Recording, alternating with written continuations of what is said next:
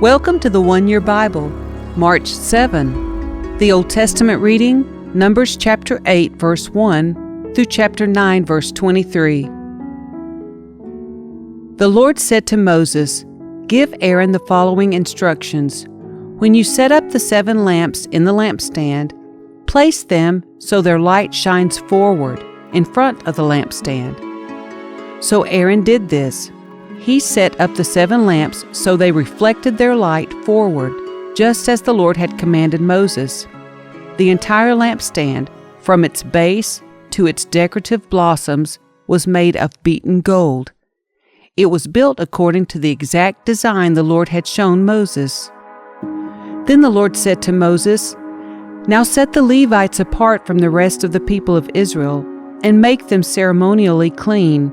Do this by sprinkling them with the water of purification, and have them shave their entire body and wash their clothing. Then they will be ceremonially clean. Have them bring a young bull and a grain offering of choice flour moistened with olive oil, along with a second young bull for a sin offering. Then assemble the whole community of Israel and present the Levites at the entrance of the tabernacle. When you present the Levites before the Lord, the people of Israel must lay their hands on them. Raising his hands, Aaron must then present the Levites to the Lord as a special offering from the people of Israel, thus dedicating them to the Lord's service. Next, the Levites will lay their hands on the heads of the young bulls. Present one as a sin offering and the other as a burnt offering to the Lord, to purify the Levites and make them right with the Lord. Then have the Levites stand in front of Aaron and his sons, and raise your hands and present them as a special offering to the Lord. In this way, you will set the Levites apart from the rest of the people of Israel, and the Levites will belong to me. After this, they may go into the tabernacle to do their work, because you have purified them and presented them as a special offering. Of all the people of Israel, the Levites are reserved for me. I have claimed them for myself in place of all the firstborn sons of the Israelites. I have taken the Levites as their substitutes. For all the firstborn males among the people of Israel are mine, both of people and of animals. I set them apart for myself on the day I struck down all the firstborn sons of the Egyptians. Yes, I have claimed the Levites in place of all the firstborn sons of Israel. And of all the Israelites, I have assigned the Levites to Aaron and his sons. They will serve in the tabernacle on behalf of the Israelites and make sacrifices to purify the people, so no plague will strike them when they approach the sanctuary." So Moses, Aaron, and the whole community of Israel dedicated the Levites, carefully following all the Lord's instructions to Moses. The Levites purified themselves from sin and washed their clothes, and Aaron lifted them up and presented them to the Lord as a special offering. He then offered a sacrifice to purify them and make them right with the Lord. After that, the Levites went into the tabernacle to perform their duties, assisting Aaron and his sons. So they carried out all the commands that the Lord gave Moses concerning the Levites. The Lord also instructed Moses, "This is the rule the Levites must follow. They must begin serving in the tabernacle at the age of 25, and they must retire at the age of 50. After retirement, they may assist their fellow Levites by serving as guards at the tabernacle, but they may not officiate in the service. This is how you must assign duties to the Levites." A year after Israel's departure from Egypt, the Lord spoke to Moses in the wilderness of Sinai. In the first month of that year, he said, "Tell the Israelites to celebrate the Passover at the prescribed time, at twilight on the 14th day of the first month. Be sure to follow all my decrees and regulations concerning this celebration." So Moses told the people to celebrate the Passover in the wilderness of Sinai, as twilight fell on the 14th day of the month. And they celebrated the festival there, just as the Lord had commanded Moses. But some of the men had been ceremonially defiled by touching a dead body, so they could not celebrate the Passover that day. They came to Moses and Aaron that day and said, "We have become ceremonially unclean by touching a dead body. But why should we be prevented from presenting the Lord's offering at the proper time with the rest of the Israelites?" Moses answered, "Wait here until I have received instructions for you from the Lord." This was the Lord's reply to Moses: "Give the following instructions to the people of Israel. If any of the people now or in future generations are ceremonially unclean at Passover time because of touching a dead body, or if they are on a journey and cannot be present at the ceremony, they may still celebrate the Lord's Passover. They must offer the Passover sacrifice 1 month later, at twilight on the 14th day of the second month. They must eat the Passover lamb at that time with bitter salad greens and bread made without yeast. They must not leave any of the lamb until the next morning, and they must not break any of its bones. They must follow all the normal regulations concerning the Passover. But those who neglect to celebrate the Passover at the regular time, even though they are ceremonially clean and not away on a trip, will be cut off from the community of Israel. If they fail to present the Lord's offering at the proper time, they will suffer the consequences of their guilt. And if foreigners living among you want to celebrate the Passover to the Lord, they must follow these same decrees and regulations. The same laws apply both to native-born Israelites and to the foreigners living among you. On the day the tabernacle was set up, the cloud covered it. But from evening until morning, the cloud over the tabernacle looked like a pillar of fire. This was the regular pattern. At night, the cloud that covered the tabernacle had the appearance of fire. Whenever the cloud lifted from over the sacred tent, the people of Israel would break camp and follow it. And wherever the cloud settled, the people of Israel would set up camp. In this way, they traveled and camped at the Lord's command wherever He told them to go. Then they remained in their camp as long as the cloud stayed over the tabernacle. If the cloud remained over the tabernacle for a long time, the Israelites stayed and performed their duty to the Lord. Sometimes the cloud would stay over the tabernacle for only a few days, so the people would stay for only a few days, as the Lord commanded. Then at the Lord's command, they would break camp and move on.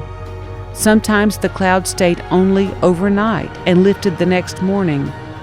But day or night, when the cloud lifted, the people broke camp and moved on. Whether the cloud stayed above the tabernacle for 2 days, a month, or a year, the people of Israel stayed in camp and did not move on. But as soon as it lifted, they broke camp and moved on. So they camped or traveled at the Lord's command, and they did whatever the Lord told them through Moses.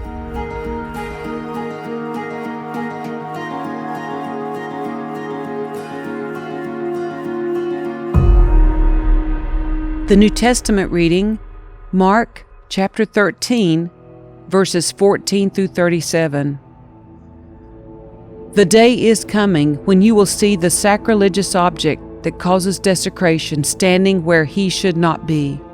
Reader, pay attention. Then those in Judea must flee to the hills. A person out on the deck of a roof must not go down into the house to pack. A person out in the field must not return even to get a coat. How terrible it will be for pregnant women and for nursing mothers in those days. And pray that your flight will not be in winter, for there will be greater anguish in those days than at any time since God created the world, and it will never be so great again. In fact, unless the Lord shortens that time of calamity, not a single person will survive. But for the sake of His chosen ones, He has shortened those days. Then if anyone tells you, "Look, here is the Messiah," or "There He is," don't believe it. For false messiahs and false prophets will rise up and perform signs and wonders so as to deceive, if possible, even God's chosen ones. Watch out! I have warned you about this ahead of time. At that time, after the anguish of those days, the sun will be darkened, the moon will give no light, the stars will fall from the sky, and the powers in the heavens will be shaken. Then everyone will see the Son of Man coming on the clouds with great power and glory. And he will send out his angels to gather his chosen ones from all over the world, from the farthest ends of the earth and heaven. Now learn a lesson from the fig tree. When its branches bud and its leaves begin to sprout, you know that summer is near. In the same way, when you see all these things taking place, you can know that his return is very near, right at the door. I tell you the truth, this generation will not pass from the scene before all these things take place. Heaven and earth will disappear, but my words will never disappear. However, no one knows the day or hour when these things will happen, not even the angels in heaven or the Son himself. Only the Father knows. And since you don't know when that time will come, be on guard. Stay alert. The coming of the Son of Man can be illustrated by the story of a man going on a long trip. When he left home, he gave each of his slaves instructions about the work they were to do, and he told the gatekeeper to watch for his return. You too must keep watch, for you don't know when the master of the household will return, in the evening, at midnight, before dawn, or at daybreak. Don't let him find you sleeping when he arrives without warning. I say to you what I say to everyone, watch for him.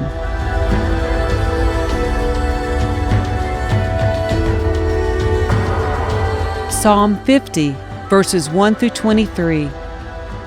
The Lord, the Mighty One, is God, and He has spoken.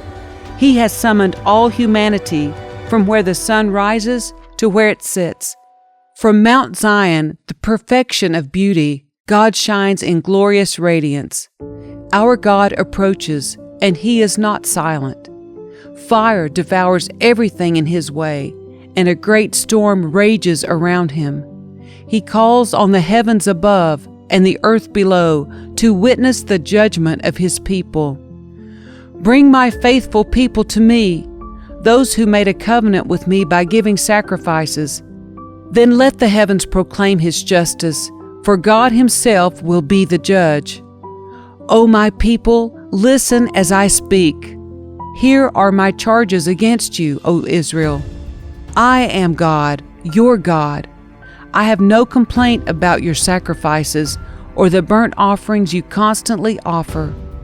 But I do not need the bulls from your barns or the goats from your pens, for all the animals of the forest are mine, and I own the cattle on 1,000 hills. I know every bird on the mountains, and all the animals of the field are mine.